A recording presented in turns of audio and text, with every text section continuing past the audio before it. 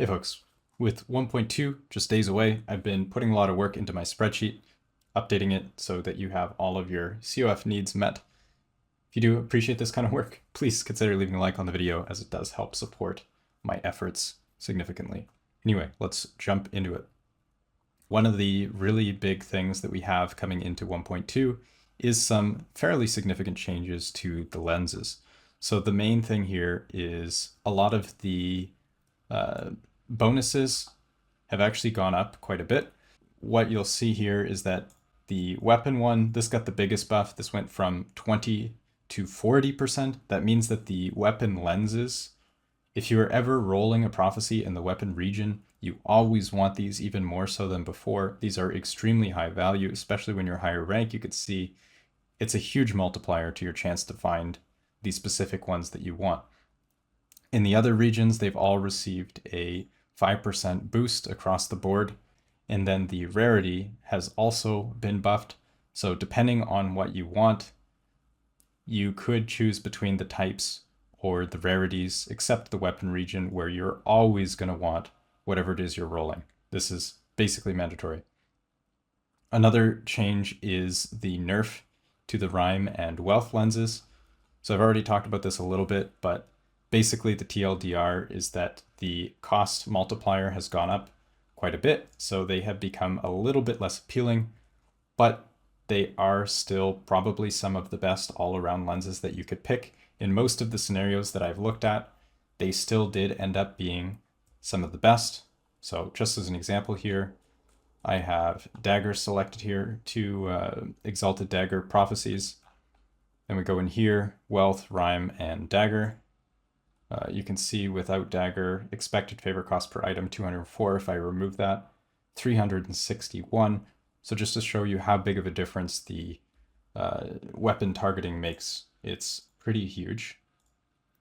If we remove wealth or rhyme, you can see we go from 204 to 248. They are still providing a pretty big bonus. If instead of rhyme, we show a exalted, so we're targeting exalted daggers, you can see 204 to 212. So in this case, rhyme is still better than exalted.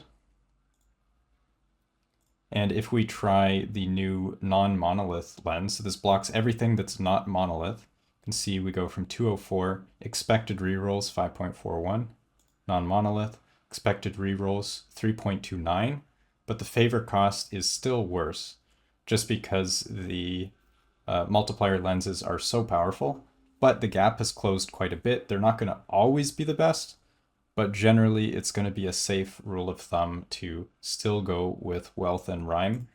If you are okay with some non-monolith prophecies, the value of the non-monolith blocker goes down significantly.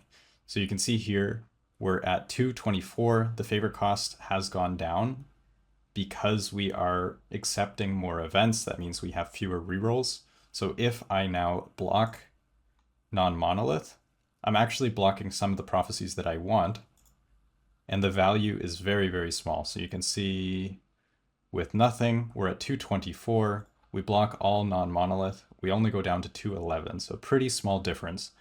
If you only care about prophecies that you can do in monolith, so if we undo that, so 211, you can see 248.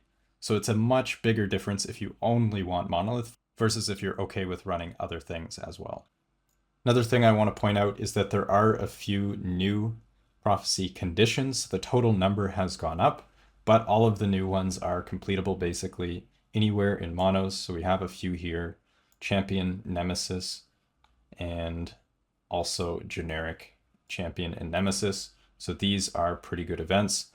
Before I sign off for the day, a quick tutorial on how you will use this sheet, which will be linked down in the description if you want to find out what lenses are best for you. If you, for example, want unique boots, unique gloves, and maybe unique helms, you would just highlight these, hit the spacebar, or check the boxes. These are the prophecy rewards that you're interested in. This over here is the list of events that you're interested in. So here I have all of the generic events plus all of the events that are completable in one timeline. In this case, it is Reign of Dragons. So you would change this accordingly. Then you would go over the configuration. So in this case, we are looking at armor prophecies. So that's where you're rolling. You would select the lenses and it would tell you the expected favor cost per item. So in this case, we want the unique boots. So you can see expected favor cost 307. So then you just change the lenses to see what you want. So these are all uniques that we're interested in. So we'll try unique. You can see the cost goes down. We can try specifically boots. I'm guessing the cost will go up.